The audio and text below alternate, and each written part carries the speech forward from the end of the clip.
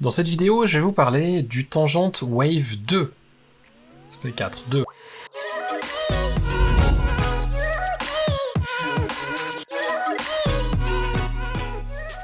Il y a déjà un petit moment, je vous avais parlé de Palette Gear, un petit truc qu'on branchait à l'ordinateur avec des petites molettes, des petits boutons, des petits curseurs ou sliders, peu importe comment vous appelez ça, qui permettait d'éditer un petit peu plus vite dans Capture One, dans Photoshop, dans Premiere, enfin, qui permet d'éditer plus vite à condition qu'on l'emploie réellement. Parce que comme certains l'avaient mentionné dans les commentaires, que s'il y avait des raccourcis clavier qui allaient bien, c'est forcément très utile.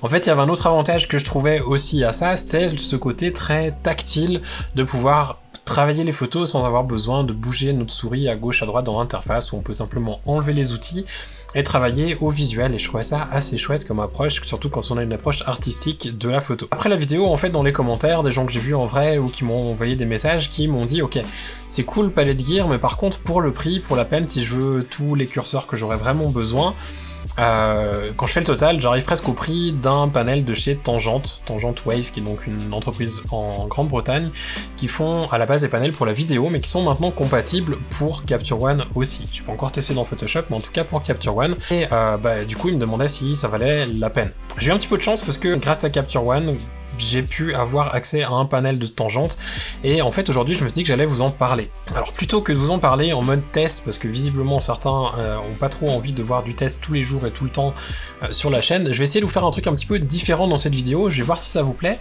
et comme ça je vais voir si je peux essayer de prendre un petit peu cette idée pour d'autres tests aussi que je vais faire. Dans ce cas, c'est un panel qui me permet en fait d'éditer une photo, donc qui me permet d'éditer des photos dans Capture One. Ce que je vais simplement faire, c'est que je vais éditer une photo dans Capture One, et en même temps on va parler du panel, comme ça vous allez pouvoir voir comment j'édite une photo dans Capture One, et en même temps on va pouvoir discuter du panel, que vous voyez comment je l'emploie pour éditer la photo, et même si vous n'avez pas le panel, vous pourrez aussi reproduire ce que je fais dans Capture One. Bref, j'espère que l'idée est cool.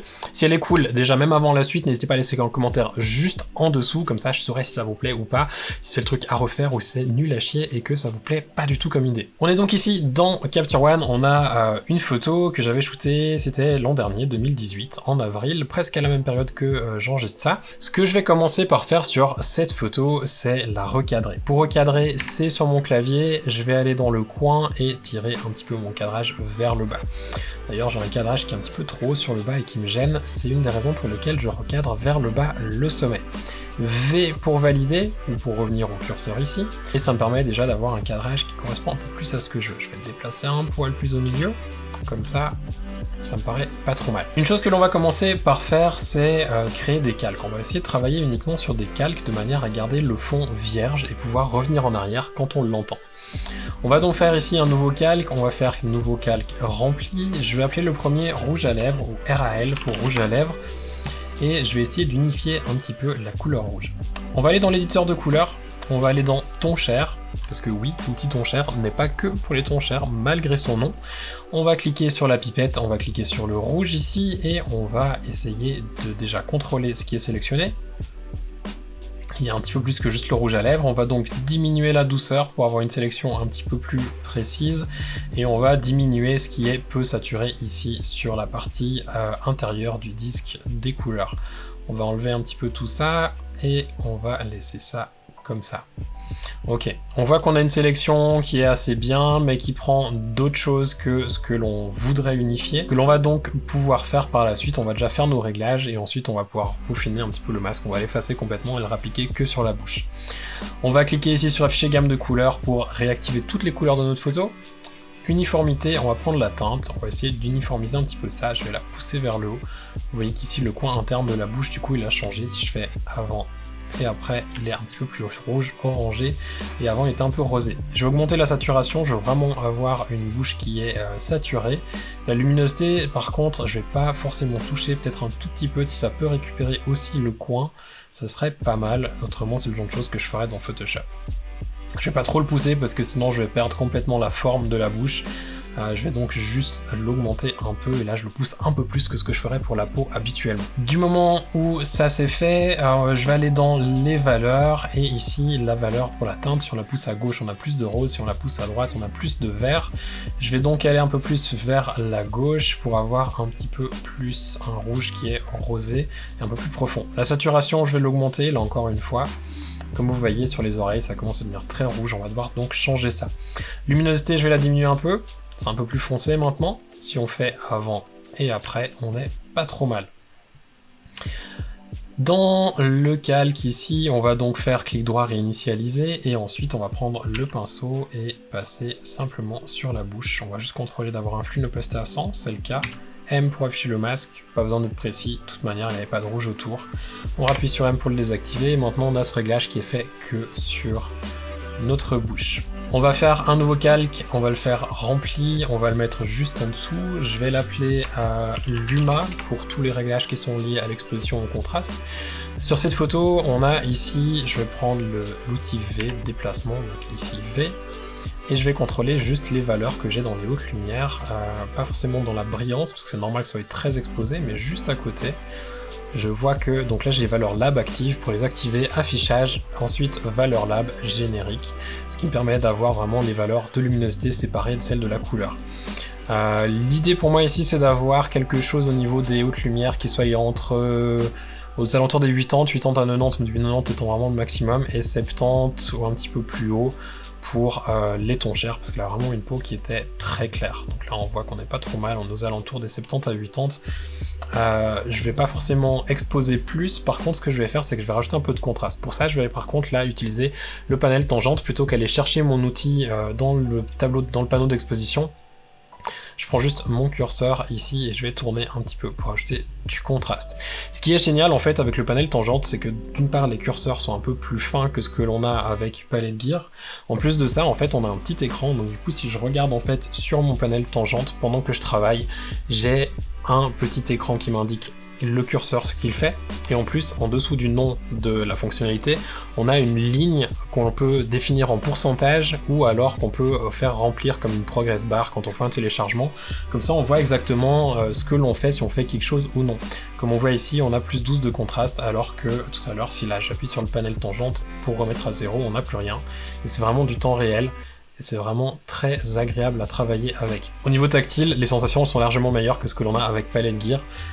Les curseurs sont un petit peu plus petits, donc peut-être que pour certains, ce sera plus agréable d'avoir les potentiomètres du Palette Gear, mais je trouve vraiment pas mal les sensations qu'on a là-dessus. En termes d'exposition, je vais peut-être récupérer un tout petit peu les hautes lumières, donc là encore, j'ai un petit curseur sur le Wave pour ajuster, et je vais ajuster la clarté aussi, que je vais booster un petit peu. Si je viens ici dans clarté, hop, on voit que ça a déjà été augmenté. Je vais pas trop la pousser non plus, et je peux changer la structure aussi. Je vais l'augmenter un petit peu pour travailler plus sur la texture fine. Du coup, je vais diminuer un petit peu le contraste parce qu'avec la clarté, ça fait un peu trop. Et si on fait un avant-après sans ce calque, sans le calque de Luma et avec, ça me paraît pas trop mal. On va faire un nouveau calque, celui-ci de nouveau rempli. On va l'appeler couleur, peut-être même TC pour traitement couleur. Ce sera pas encore, ou CC pour correction couleur, encore mieux. Correction couleur, on va désaturer un petit peu. Encore une fois, je peux employer le panel. Vous pourriez le faire à la main, ce serait la même chose. C'est pour vous montrer que voilà, je peux par exemple me balader avec la souris. Ça me paraît pas trop mal comme ça. La balance des blancs, je vais peut-être ici déjaunir un tout petit peu. Donc je vais ramener un peu vers du bleu, pas trop non plus. Parce qu'on va faire un traitement de couleur après par-dessus. Je vais essayer d'enlever un petit peu de vert et faire quelque chose d'un petit peu plus magenta. Voilà. Si on vient ici dans le panel de couleurs, on a donc la balance des blancs qui était avant, et ça c'est après, c'est même peut-être un petit peu trop bleu. Je vais remettre un petit peu de jaune et enlever un tout petit peu de magenta. Avant et après. Si on reprend depuis le début, on avait ça et c'est où on est maintenant. Je vais rajouter un nouveau calque rempli. Je vais l'appeler lui CG pour Color Grading. Et là c'est en fait un des endroits où, à mes yeux, le panel tangent est vraiment très intéressant. C'est que on a ces petites boules, d'ailleurs on peut les enlever, c'est assez drôle. Ça fait un nez de clown. On peut jouer avec pour bouger la balance des couleurs. Je vais juste contrôler que j'ai bien fait un calque rempli, c'est le cas. Donc là, si je tourne ma boule vers le haut à gauche, on voit que dans les ombres, ici, ça rajoute. J'ai une autre boule au milieu, si je la bouge vers le haut, ça va rajouter dans le rouge. Faut juste pas que j'ai le curseur dessus, sinon ça bloque. Et l'autre, enfin, je peux la tourner aussi. Je peux remettre à 0 avec les boutons, tout simplement. et c'est vraiment pratique pour ça. Ici pour les couleurs, ce que je vais faire sur cette photo, on a du rouge dans le rouge à lèvres, je vais donc me baser là-dessus, il est dans les tons foncés, je vais donc rajouter un petit peu de rouge dans mes tons foncés, pour avoir un traitement en lien avec ça, qui a un petit peu de sens et avoir quelque chose de cohérent. J'ai rajouté un petit peu de rouge, maintenant ce que je vais faire c'est, dans les tons clairs, j'ai envie de contraster ça, je vais donc rajouter du cyan qui est de l'autre côté sur la roue des couleurs, comme ça ça fait quelque chose de très contrasté. Ce que l'on pourrait faire ici pour balancer un petit peu, on pourrait soit rajouter un petit peu de vert dans les tons moyens ou alors un petit peu de bleu. Je vais plutôt me pencher vers le bleu ici, qui est pas très joli, je vais essayer d'avoir un peu plus de vert. On va pas le mettre trop fort, juste léger. On va rajouter un petit peu plus de cyan, un petit peu plus de rouge, et après on jouera avec l'opacité du calque pour ajuster tout ça. On a aussi en dessus des petites boules sur le panel, quelque chose qui nous permet d'ajuster en fait les curseurs qui sont ici chez moi à gauche, qui permettent d'ajuster la luminosité. Donc par exemple pour les ombres, si je veux les éclaircir ou les foncer, je peux les foncer un petit peu par exemple ici, hop, et dans les tons moyens, on pourrait aussi foncer légèrement et éclaircir légèrement les hautes lumières.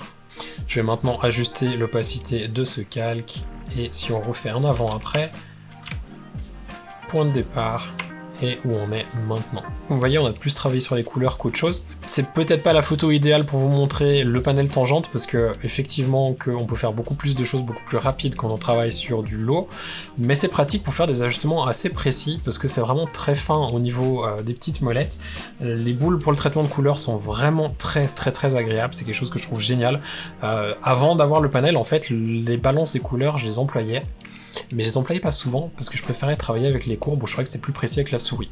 Pour la peine, en ayant le panel, je commence à employer de plus en plus la balance des couleurs parce que je me rends compte que vraiment c'est super agréable à utiliser, c'est beaucoup plus précis et beaucoup plus pratique qu'avec la souris. Une chose à noter aussi, parce que je pense qu'il y aura des gens qui seront curieux, la balance des couleurs ici, vous voyez que j'ai la luminosité à gauche et les couleurs sont peut-être pas les mêmes que chez vous. C'est simplement parce que je suis allé dans les préférences et que j'ai changé dans couleur de standard à vector scope. Qui correspond sauf erreur à ce qu'on a dans DaVinci, et en fait je préfère avoir, ça correspond aux réglages par défaut qu'on a sur le panel. Les réglages par défaut d'ailleurs du panel de tangente, on peut les changer, on a une application pour ce faire, c'est le Tangent Mapper qui va nous permettre de tout personnaliser, tous les boutons. On peut même créer plusieurs profils, ça ressemble à ça, c'est la même application peu importe le panel de tangente que vous avez. Et ici on peut par exemple cliquer sur l'exposition et dire ok, en fait je veux pas exposition, je veux autre chose, je veux par exemple on va dire la luminosité à la place. Et ce que je vous ai tout à l'heure, dans le petit écran en dessous, on peut lui dire afficher des nombres, donc c'est les valeurs qu'on a réellement dans l'outil, afficher une barre, donc la barre c'est ce que j'ai par défaut, c'est un trait qui avance et qui recule selon où on est sur le curseur, et enfin les pourcentages pour voir si on a 100% du réglage, si on a 0, si on est en négatif. J'ai laissé personnellement la barre, je trouve que c'est plus pratique. On peut définir la sensibilité de la molette si c'est trop léger ou pas assez, et on peut renommer si le nom qu'il met c'est pas forcément compréhensible pour nous, si vous le voulez en français par exemple. On a aussi le mappage alternatif, c'est assez pratique, on a un petit bouton en fait, je vais juste remettre sur l'exposition et remettre sur la barre. On a aussi ici un petit bouton Alt qui est sur le côté, et en fait lui va nous permettre, quand on appuie dessus, d'avoir accès à une deuxième fonctionnalité. Comme ça, si on n'a pas assez de curseur, on peut simplement appuyer sur ce bouton et changer autre chose. Par exemple, si le bouton exposition, je voudrais aussi changer la luminosité avec. Maintenant, si je le mets comme ça et que j'appuie sur le bouton Alt du panel, j'aurai accès à la luminosité plutôt qu'à l'exposition. Donc c'est vraiment très pratique pour ça aussi. Et ça, c'est un truc, je trouve que sur Palette Gear, ça manque, parce qu'on est obligé de passer dans un autre profil pour pouvoir le faire. On n'a pas vraiment de combinaison de touches possibles, et ça, c'est un peu dommage. Je vais quand même finir la vidéo avec quelques infos vraiment liées au produit. En termes de coût, ça a quand même un coût, ça coûte près de, en francs suisses, je crois que c'était 900 francs, ça coûte dans les 900 €, donc ça fait quand même un petit montant déjà à investir. Pour quelqu'un qui fait du mariage, je pense sincèrement que ça a un gros avantage. J'ai pas encore pu tester sur un mariage, j'en ai un en mai ou juin, je sais plus maintenant. Je testerai à ce moment-là et je vous ferai un petit retour. Peut-être que je ferai une partie de mon édition en direct ou en vidéo pour vous montrer un petit peu comment je travaille avec. Mais voilà, je pense que pour du mariage c'est très intéressant. Pour quelqu'un qui fait du portrait, Si vous avez le luxe de pouvoir le payer, oui c'est cool, autrement je pense pas que c'est un grand intérêt. En termes de boutons, c'est plus agréable que Palette Gear, par contre la fabrication, la finition est plastique, c'est tout en plastique. Ça inspire beaucoup moins confiance que Palette Gear. Palette Gear, c'est vrai que quand je l'ai sorti, je crois que c'était bien fini, c'est très joli. Le tangente est très joli aussi, il est bien fini, mais par contre il y a 2-3 petits trucs qui clochent, genre les boules qui s'enlèvent toutes seules, on n'a rien qui les fixe. Donc si vous tournez votre panel par mégarde, les boules tombent par terre. Peut-être pas génial. Tout est en plastique, les petits pieds qui sont dessous sont un petit peu branlants, si vous appuyez un peu fort sur le panel, ça a tendance à s'appuyer dessus. Le câble USB, c'est ces vieux câbles USB comme on a sur les imprimantes, c'est même pas de l'USB-C ou du micro USB ou quoi que ce soit. Je sais pas pour quelle raison, peut-être que c'est une question de transfert ou que c'est un petit peu plus ancien, j'en sais rien, enfin bref, voilà. C'est pas un câble qui est super courant, donc c'est le genre de câble, quand on l'oublie, on est un petit peu emmerdé. Par contre, vraiment, le gros plus par rapport à Palette Gear, pour moi, c'est la sensation et aussi et surtout l'écran qui nous indique ce qu'on fait. C'est un truc qui me manque énormément sur Palette Gear, où oui, le petit écran affiche, mais c'est pas autant clair et autant pratique à utiliser que sur ce panel. Si cette vidéo vous a plu, n'hésitez surtout pas à laisser un petit pouce vers le haut. Si vous avez aimé aussi le format de mélanger un petit peu l'édition avec le test du produit et que ça vous a plu, n'hésitez surtout pas à laisser un commentaire juste en dessous. Pensez aussi à vous abonner, je vais essayer de faire d'autres tests de produits en mélangeant un petit peu plus avec le côté pratique, en espérant que ça vous plaise et que ça change un petit peu de juste moi derrière mon bureau qui parle sans rien faire en vous donnant juste un retour de produit. Je vous souhaite de passer une belle journée et à bientôt, ciao!